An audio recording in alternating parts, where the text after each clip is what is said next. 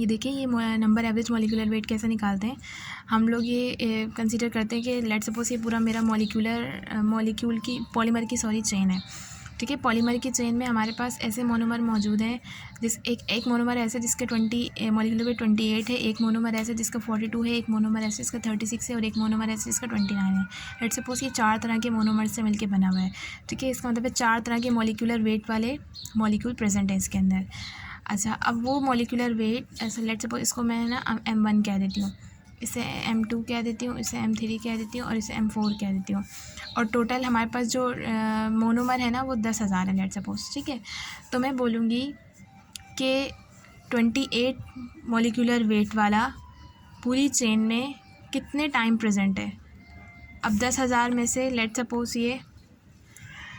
Suppose मैं कहूँ कि ये 6,000 दफ़ा मौजूद है, यानी कि ये इसके मॉलिक्यूल्स जो हैं वो 6,000 टाइम्स हैं, इसके 2,000 टाइम्स हैं, इसके 1,000 टाइम है और इसके भी 1,000 टाइम है, तो ये 10,000 हो गया। तो मैं कहूँगी कि वो मॉलिक्यूलर वेट जिसका 28 है वो कितने टाइम्स प्रेजेंट है, N1 टाइम प्रेजेंट है। ठीक है, लेकिन मुझे फ्रैक्शन में बात करनी है, यानी कि 10,000 में से वो 6,000 टाइम प्रेजेंट है। ठीक है, प्लस अब मैं बोलूँगी मॉलिक्यूलर वेट जिसका 42 है वो 10,000 में से 2,000 टाइम प्रेजेंट है। ठीक है, इस तरह से मैं कहूँगी कि जो जिसका मॉलिक्यूलर वेट 36 वाला है वो 10,000 में से 1,000 टाइम्स प्रेजेंट है। ठीक है, इस तरह से ना इसका फ्रैक्शन होता है ये, यानी कि नंबर एवरेज मॉलिक्यूलर वेट क्या होता है, the summation of the product of the molecular weight and the number fraction of it in the whole polymer. ठीक है, इसका नंबर फ्रैक्शन होता है, यानी कि इन सब को अगर मैं प्लस करती जाऊँगी तो मेरे पास total number average molecular weight आ जाएगा।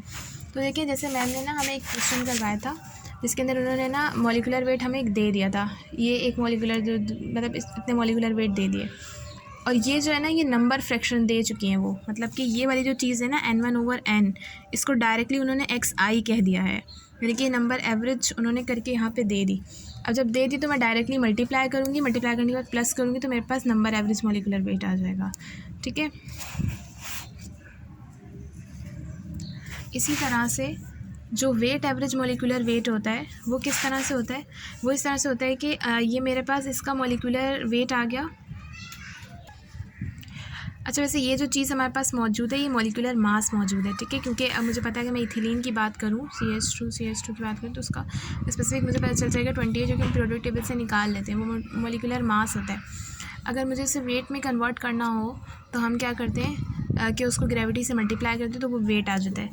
तो वेट एवरेज मॉलिक्यूलर वेट ये होता है कि हमारे पास summation of the product of molecular weight, यानी कि ये सबका मॉलिक्यूलर वेट, और अगर मैं इसका यानी हर एक मॉलिक्यूलर वेट का मैं अगर मॉलिक्यूलर मास का अगर मैं वेट भी निकालूँ तो वेट डिफरेंट होगा। ठीक है, और फिर एक टोटल वेट भी आया होगा, तो टोटल वेट का यानी कि मल्टीप्लाई बाय अगर मैं टोटल वेट में से फ्रैक्शन 1 का कितना वेट है उससे, यानी कि summation of the product of the molecular weight and the weight in fractions. ठीक है, इसमें वेट फ्रैक्शन में आ रहा है, इसमें नंबर फ्रैक्शन में आ रहा है। ठीक है, इस तरह से करके हम लोग क्या करते हैं, इस तरह सबको प्लस कर जाते हैं। ये M1 हो गया, ये फ्रैक्शन 1 का हो गया, ये फ्रैक्शन 2 का हो गया, ठीक है, ये फ्रैक्शन 3 का हो गया। ठीक है, इस तरह से करके जब सबको सम कर लेते हैं तो ये टोटल फार्मूला हमारे पास ये बनता है वेट एवरेज मॉलिक्यूलर वेट का, कि समीशन MI/WI/W। ठीक है, अब ये पूरे टोटल जाहिर सी बात है टोटल वेट तो बहुत ज़्यादा होगा पॉलीमर का। ठीक है, लेकिन इंडिविजुअल का वेट इतना ज़्यादा नहीं होगा, सही। तो लेकिन जितना भी वेट होगा ज़्यादा, मतलब नंबर के मुकाबले में तो ज़्यादा होगा ना। चलिए ये वाली बाद में देखते हैं। वेट ओवर, अच्छा ये करने के बाद अब जो मैम ने हमें नेक्स्ट डेटा दिया था उसमें मैम ने हमें मॉलिक्यूलर वेट इस तरह से सीरीज़ में दिए। ठीक है, तो हम क्या करेंगे, इसको प्लस करके दोनों को डिवाइड कर देंगे 2 से, तो हमें फिर बीच की वैल्यू आ जाएगी। यानी कि ये ऐसा मॉलिक्यूलर वेट है इसमें बहुत सारी चेंजेस है ना, 10,000 के 25,000 के दरमियान में भी मौजूद है, 7,000 वाले भी, 8,000 वाले भी, 12,000 वाले भी, बहुत सारे मौजूद हैं। तो हम क्या करते हैं, हम उनको ग्रुप वाइज कन्वर्ट कर लेते हैं कि 10,000 से 25,000 वाले एक ग्रुप हो गया, 25 से 40 वाला एक हो गया, 40 से 55 वाला एक हो गया, 55 से 70 वाला एक हो गया। तो हम रफ एस्टिमेशन लगाते हैं कि 10 से 25 के बीच वाली एक वैल्यू उठाते हैं जो एवरेज होती है, जो कि 17,500 हो गई। ठीक है, इसके बीच की एक उठाई, इसके बीच की, इसके बीच की उठाई। अब मिस ने हमें ये वाली मतलब नंबर एवरेज भी दे दिया और वेट एवरेज भी दे दिया। अच्छा, ये मुझे ख़ुद पता चल रहा है कि ये वेट एवरेज है क्योंकि इसकी वैल्यू पॉइंट में ना, अगर ये सिर्फ ये वाली वैल्यू होती तो ये ज़्यादा होती क्योंकि बड़ी होती है। एक मॉलिक्यूलर वेट, एक फ्रैक्शन का जो मॉलिक्यूलर वेट होता है बहुत ज़्यादा होता है, ठीक है, लेकिन ये इतना ज़्यादा नहीं है, ये छोटी वैल्यू। इट मीन्स कि मैम ने ये पूरा सॉल्व करके हमें यूँ दे दिया।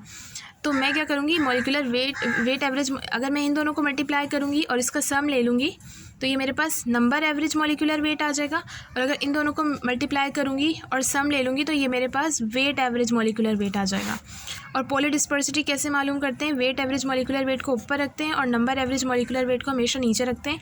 अगर वैल्यू 1 या 1 से बड़ी, अगर 1 आती है तो मोनो डिस्पर्स है, 1 से बड़ी आती है तो वो सिंथेटिक है, और 1 से कम आती है तो वो नेचुरल होता है, ठीक है।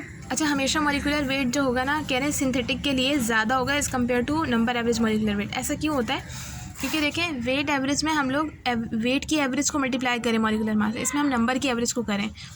नंबर हमेशा कम होता है, यानी कि मॉलिक्यूलर वेट के साथ जो नंबर मल्टीप्लाई होगा नंबर एवरेज में वो कम होगा, लेकिन मैं जब वेट की बात करती हूँ तो जाहिर सी बात है एक फ्रैक्शन का वेट नंबर के मुकाबले में बहुत ज़्यादा होता है। तो मैं इसको बड़ी वैल्यू से मल्टीप्लाई करूँगी, ऑब्वियसली इसका आंसर ज़्यादा आएगा इसके मुकाबले में, तो इस वजह से इसे हम हमेशा ऊपर नोमिनेटर में रखते हैं, ठीक हो गया। अच्छा, अब एक ये डिग्री ऑफ पॉलीमराइजेशन का फार्मूला है ना, मैम ने इस तरह थोड़ा सा चेंज लिखवाया था, लेकिन मैंने बुक से देखा है कि डिग्री ऑफ पॉलीमराइजेशन क्या होता है, वेट एवरेज मॉलिक्यूलर वेट, जो कि पूरी हमने एक रफ एस्टिमेशन से एक एवरेज वेट निकाला है पूरी पॉलीमर की चेन का। और अगर मैं ये एज्यूम कर रही हूँ कि वो एक जैसे मोनोमर से मिलके बनी हुई है और उस मोनोमर का मॉलिक्यूलर मास मुझे पता चल जाएगा कि कितने मोनोमर प्रेजेंट है, ठीक है। तो मॉलिक्यूलर वेट ओवर एन, ये मेरे पास पता चल गया डिग्री ऑफ पॉलीमराइजेशन।